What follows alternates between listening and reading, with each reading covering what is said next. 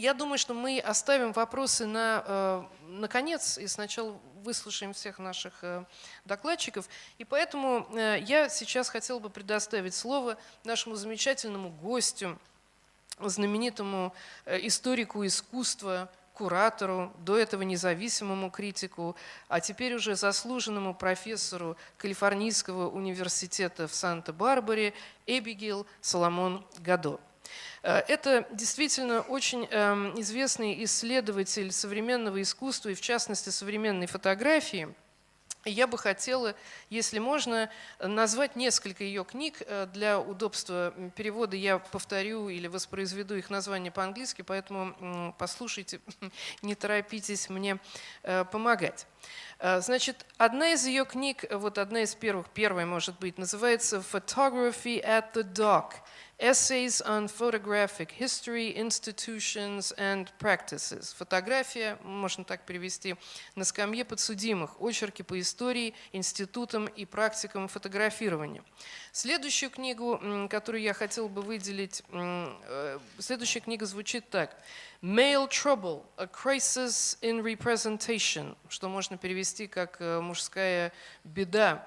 Кризис репрезентации или кризис изображения. И, наконец, ее самая последняя книга, она вышла в 2017 году, которая называется «Photography After Photography.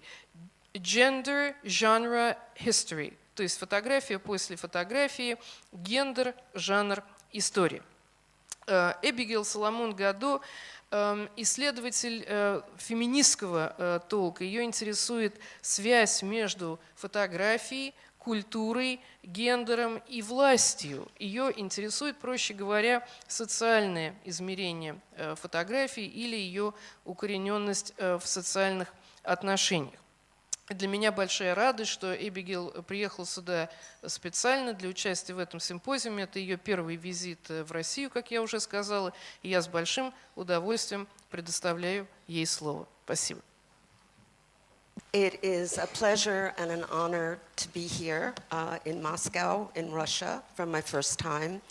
And for this, I must thank Helen Petrovsky and also Olga Demina, who dealt with every practical issue about my coming here and getting here. But before I begin the paper, I just want to say that this is a 6-page extract from a 25-page paper, in which part of it is to do with the conceptual notion of haunting spectrology as it is used in contemporary art, and the other part of the paper is a discussion of about half a dozen artists. So I have to say that this is an extremely compressed version of a much larger argument, and even the title, which is Haunting and Archives in the Time of the Now, the archive part got dropped, and the time of the now refers to Walter Benjamin's notion of the Jetztzeit, which also got dropped. But with that said, I begin the paper. Let me see if this will go. Yes. At some point in the 1990s, it struck me, it struck many others, that the perception of haunting, the activity of specters, phantoms, and ghostly matters in general had become widespread preoccupations in the humanities and social sciences. One significant contribution was the publication of Jacques Derrida's Spectres of Marx, which appeared in 1993 and translated and published in English a year later. However, it was earlier, in 1987, that the African-American writer Toни Morrison published her unforgettable novel, Beloved, where the ghost of a murdered child, born to a slave in 1850, returns to haunt her descendants a century later. And ghostly apparitions have been recurring motifs within literature, high and low, from Shakespeare to Henry James, through Shirley Jackson and Stephen King, and just as frequently featured in popular films and other mass media. But the emergence of what Derrida termed hauntology in philosophy, and the neologism plays with its near homonym in French, ontology, and its appearance in other domains was unexpected, if in retrospect overdetermined. Avery Gordon's extraordinary book from 1997, Ghostly Matters, Haunting and the Sociological Imagination, includes a chapter that is a reading of Beloved. But in any case, this constellation of spectral references has had a considerably longer history in 20th century thought. Some of these are moored in psychoanalytic theory and are therefore concerned with individual subjectivity and its vicissitudes. However, for Gordon, Morrison, and Derrida, hauntology has historical, sociological, and political implications, consistent with the literal meaning of the revenant, which is that which comes back. Reflecting in 2011 on the conception of ghosts and haunting she employed in her book, Gordon emphasized its political instrumentalities. And now I quote, "These specters or ghosts appear when the trouble they represent and symptomize is no longer contained or repressed or blocked from view. The ghost is not the invisible or the unknown or the constitutively unknowable in the Derridian sense. To my mind, the whole essence, if you can use that word, of a ghost is that it has a real presence and demands its due, demands your attention.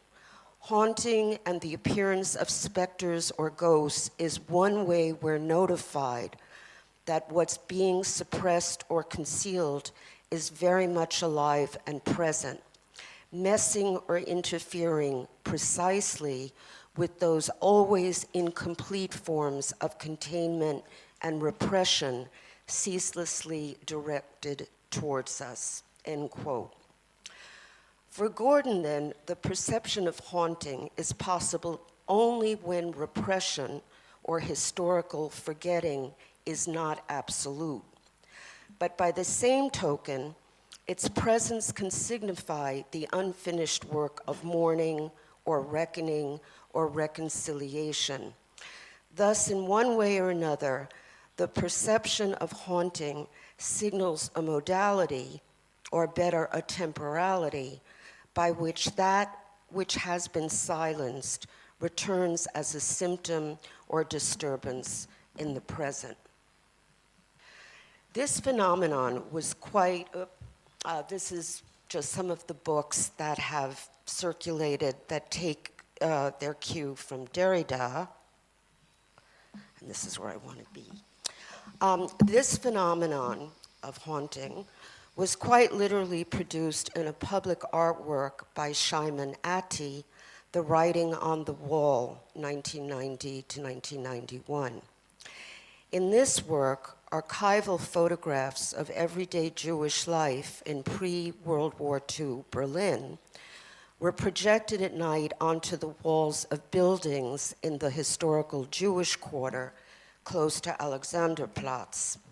Where possible, elements of the original street scenes were projected onto the surfaces of the corresponding site. Ghostly apparitions of what had been violently destroyed and now vanished, and the medium of photography has long been associated with spectrality and death. These projected images would be randomly encountered by any passerby, a phantom of the past erupting like a symptom in the everydayness of contemporary Berlin. I have long been interested in the ways this fin de siècle notion of haunting has been a feature of recent art. Artists may not read philosophers, and philosophers may not follow contemporary art, but both are sensitive registers of what Raymond Williams called structures of feeling. Atti's work is therefore only one of the many artistic practices that mobilize conceptions of the spectral, paralleling the reflections of philosophers and cultural critics. In response to specific localized histories, conditions, situations, and indeed trauma, understood as a collective rather than individual experience, numerous artists have invented aesthetic strategies that marshal the affective properties of haunting, and interestingly, the privileged medium has been photography. There are exceptions, of course, to the medium.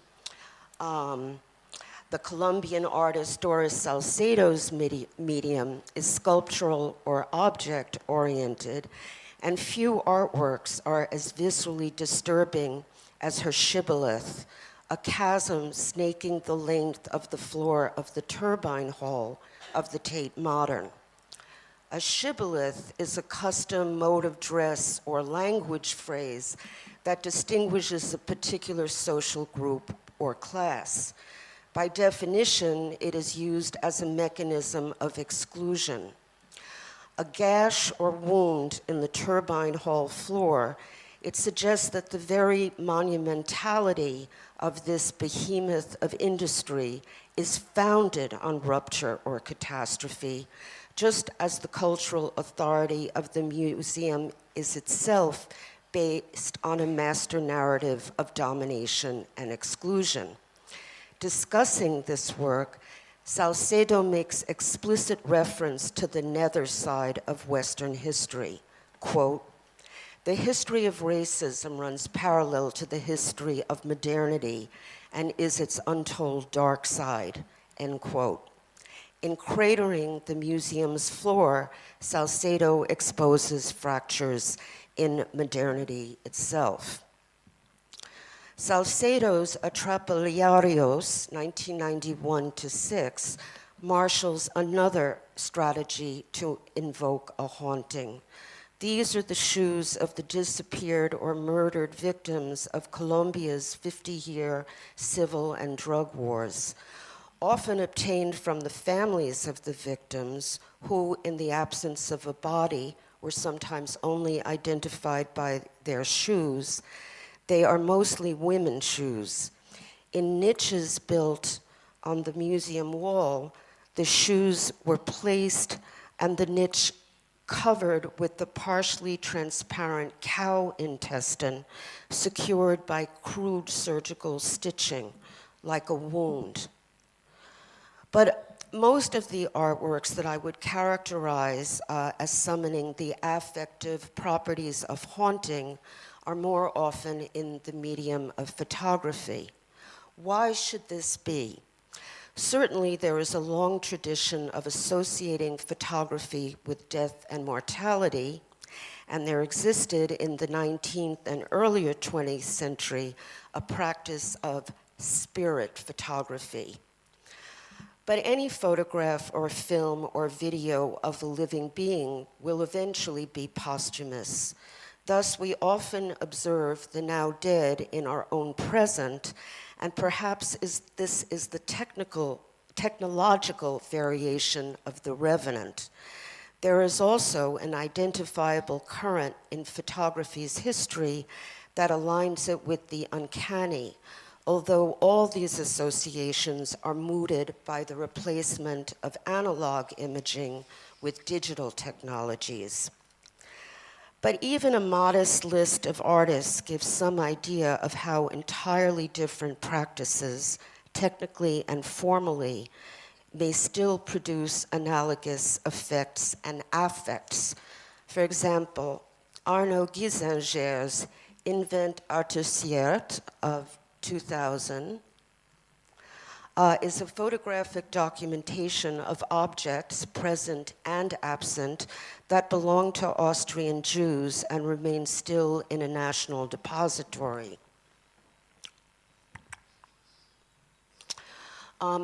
Many of these artists expose their work in different ways, sometimes in book version, sometimes in installation version, and so these particular images come from the book that he published with the same name. And as for absent objects, where the object was missing, he simply photographed the information that was given on the index card when the Austrians confiscated the objects. Another example is Tracy Moffat's Laudanum, a suite of 19 staged photo etchings from 1998.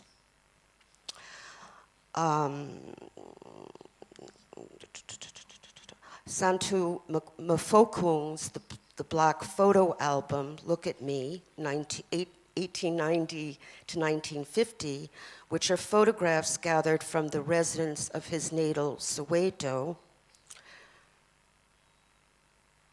Joe Ratcliffe's Asteros do Fim do Mundo, a photographic study of the terrain where Angolans and white South Africans battled.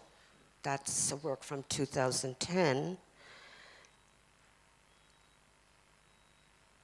Carrie Mae Weems' From Here I Saw What Happened and I Cried of 1996 that uses reappropriated photographic material,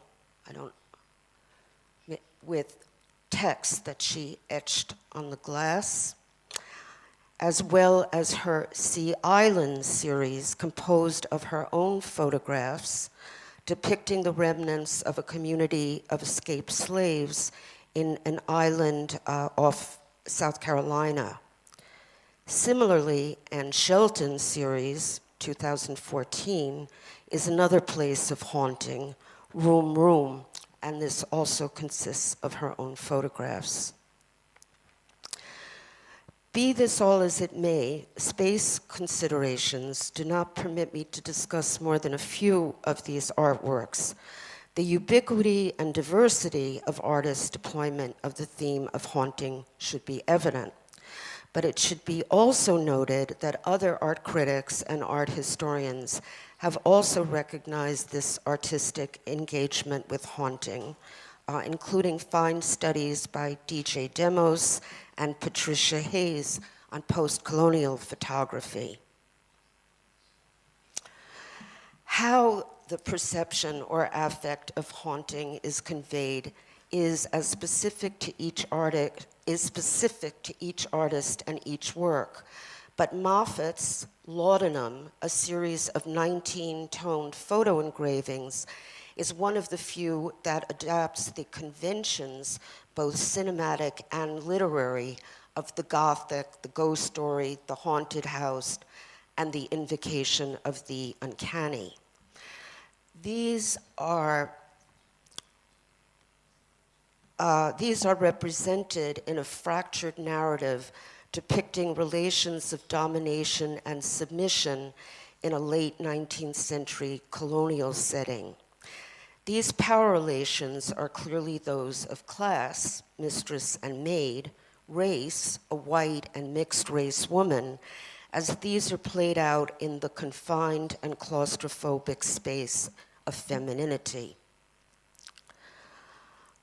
Moffat's framing devices are suggestive. In one image, the mistress is viewed in close-up, framed by a keyhole shape, and the sleeping maid in another is vignetted in an oval. Did I put that in? No, I didn't.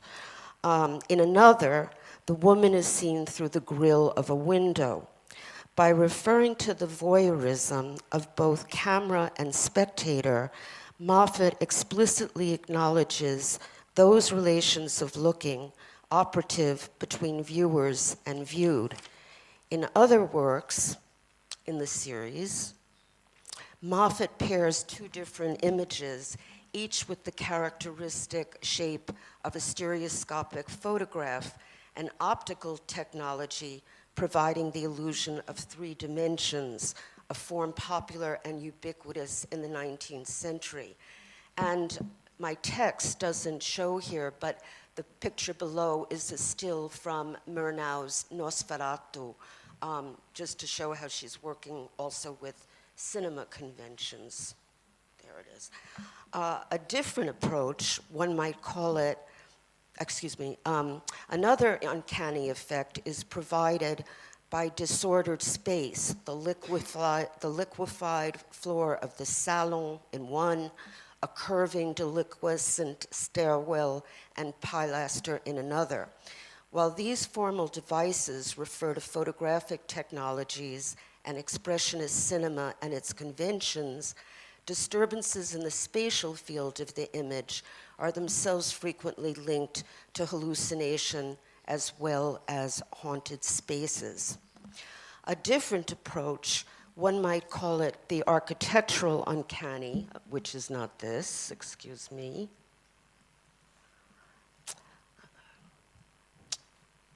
I'm sorry, they're out of order. This is what it should be. A different approach, one might call it the architectural uncanny, is deployed by Anne Shelton, who has long been rethinking the nature and possibilities of photographic representation. Because I only have 5 minutes left of the 20, I'm going to skip some of her own statements about this work and just explain what this is. Shelton has characterized her work as an exploration of spectral evidence. Consider, for example, her 2008 project, Room. The rooms she photographed are those of the women's wing of the Salvation Army's drug and alcohol rehabilitation facility on Rotorua Island in New Zealand, established in the early 20th century and permanently closed in 2005. The double title announces its uncanny affiliations, for doubles and doubling are the province of Freud's uncanny, as well as an inherent feature of analog photography with its pairings of positive, negative, the registration of the image by light or its absence. And I quit the next quote from Shelton. Room uses the circular pictorial format, which can be linked by association to an aperture, a convex mirror, a fisheye, a keyhole, a peephole, a porthole, or a vignette. Similar to some of Moffat's laudanum pictures, where the keyhole effect evokes the voyeurism inherent in the act of viewing, Shelton's use of the vignette recalls the eye and the cinema's optical mechanism, as well as one of its 19th century representational conventions. The photographs in Shelton's Room have been subtly modified by digital manipulation, providing a kind of optical fishbowl effect where flat surfaces curve and bend. It does not take great imagination to imagine what suffering took place within these light-filled rooms, nor to consider the Foucauldian aspects of a facility based on religious proselytizing and sharing at least some of the features of carceral institutions. The spectral qualities of these empty rooms are inversely proportional to their minimal and unremarkable contents: mattresses, curtains, beds, the occasional chair. Sorry, that's an installation. Similarly, the luminous daylight and pastel hues do not mitigate one's sense of the bleak circumstances of its absent patients. Perhaps one of the affective properties of spectral artworks is their ability to conjure, a suitably spectral verb, empathic responses in the act of reception, what the theorist Jill Bennett theorizes as empathic vision. Okay, and let's go quickly to the last.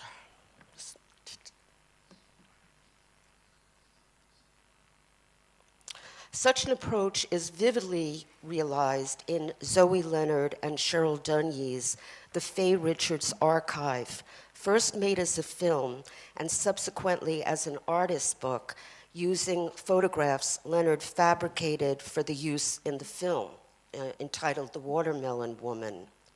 Cheryl, who we're looking at, the eponymous aspiring filmmaker who works in a video store, happens on a film clip of Faye Richards and decides to make Richards the subject of her first film, a documentary, to recover the missing, to recover the missing Richards, who exists only as a photographic or celluloid remnant. Cheryl must uncover the lost history of Black women in Philadelphia and Hollywood, as well as the little-known gay and lesbian nightlife in the pre- and post-war period. Cheryl, the character, becomes haunted by a ghost of her own imagining.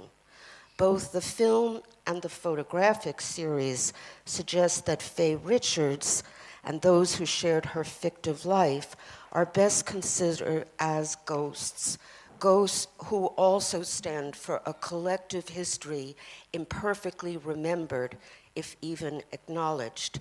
And while ghosts are generally considered as the uncanny presence of a departed subject, Faye Richards, who never existed, still functions as a phantom figure, insofar as she serves as a proxy for the historical injuries of racism and homophobia. In this sense, she stands for the legions of young Black women who, among other obstacles in their lives and careers, had few places in the Hollywood film industry outside the stereotypes of mammy, maid, and tragic mulatto. In this respect, the archive reminds us that the elusive concept of haunting turns on what is hidden and unsaid. It involves the presence in the present of the unredeemed past, a past that refuses to be done with, shriven, or surmounted. As William Faulkner famously observed, the past is never dead. It's not even past. Thank you.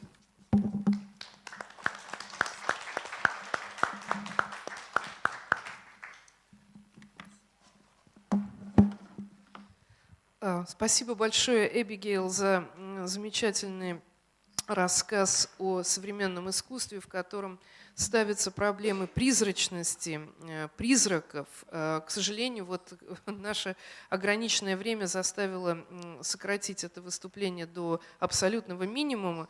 Но я надеюсь, что такие темы, которые были упомянуты в ее выступлении, я имею в виду фрейдовское понятие жуткого, the uncanny, бенеминовское актуальное, настоящее, так мы переводим его термин «Jetztzeit», это все то, что мы можем с вами развить и продолжить уже в рамках нашего общего обсуждения.